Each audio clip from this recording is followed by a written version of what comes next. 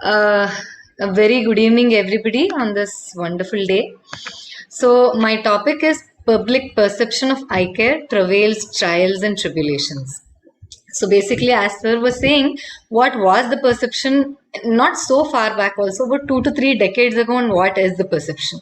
So, earlier, patients used to be reverential of the doctor. Now they think we are money hungry, we are after the money, we are useless. Not all the patients, but many of them have this impression that we love the misery. Uh, the long gone are the days when we were thought of as God's own people, and now we are thought of as something like a dog.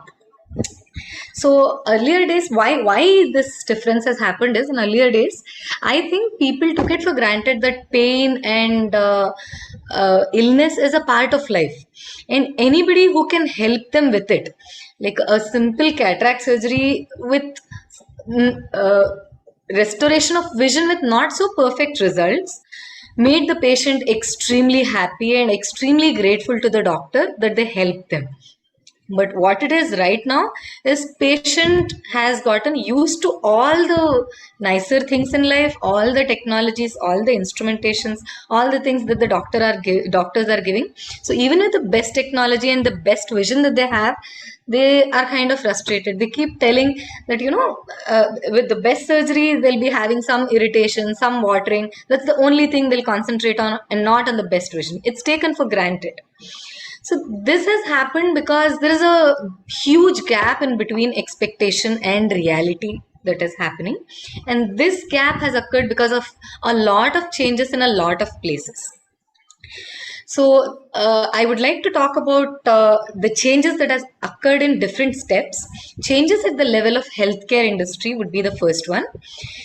Education, coming to education, to start with it, long gone are the days and it was just a few government colleges and even less private medical colleges. Right now, there are about 278 government colleges and 256 private colleges in India. But the amount that is spent on the education, there's a huge gap in between that.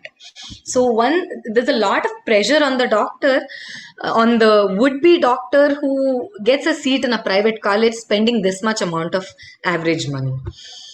Then coming to government and private hospitals.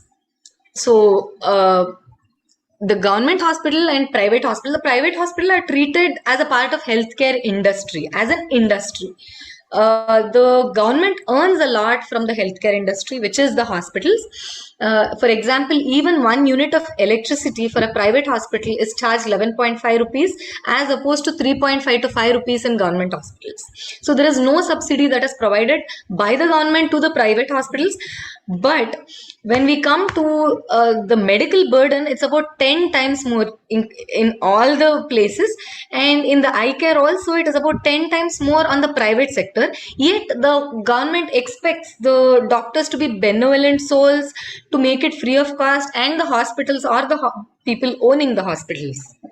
So somewhere I should agree to it that the private hospitals who are paying a lot of money to keep it open, there is a place where unethical decision making happens, and a gray zone comes in between the perfectly black and white zones where they are operating.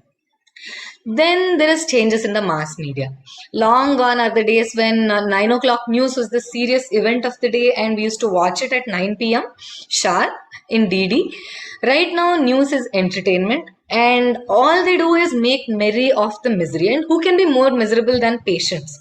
Patients are victimized and patients like being victimized. They like to think that, people are hearing what they're saying. And the so-called heroes of our industry, of the film industry, when they say that healthcare needs healing and doctors are behaving cruelly and stuff like that, it makes an impression on people.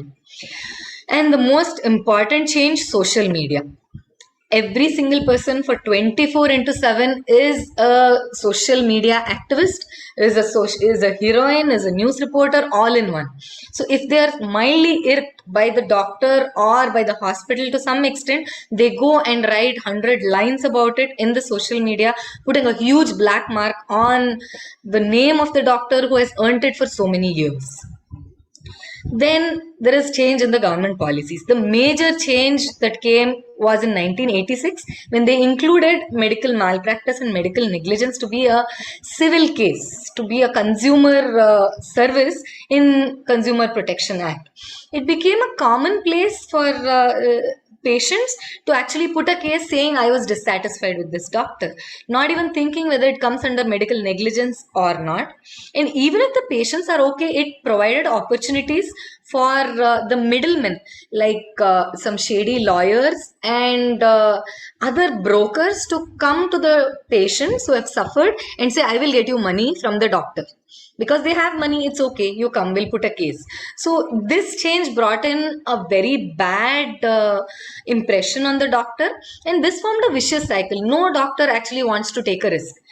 uh, it's as simple as a doctor who is capable of performing a corneal tear repair doesn't want to perform it simply because he's liable for medical negligence later on, and patient can put cases, and the vision restoration may not be perfect later on.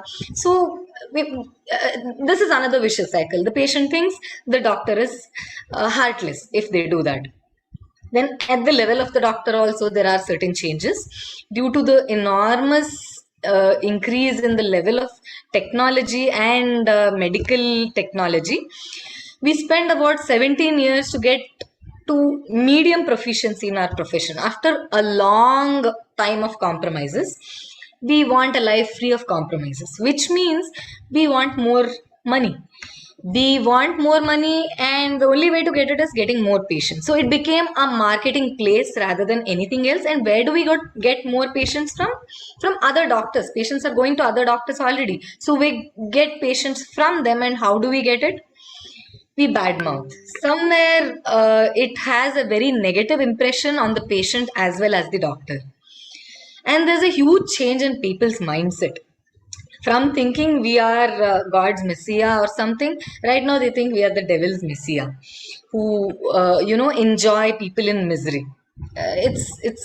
It's a ridiculous notion, but it's there, and that gives rise to assaults on the doctors, because the doctors are least expecting it. We don't train in Krav Maga or karate or anything. We train all our lives in one thing, and that's our profession. So when somebody assaults us, we can't even give it back. And it's a sad state of affairs that when IMA did a study, the fear that's palpable is over 80% of the doctors are stressed out in their jobs, and 62% of the doctors think patients will be violent. That's a very sad state. So at the end, I would like to say things have changed. A lot of changes have happened, but change is the only constant in life.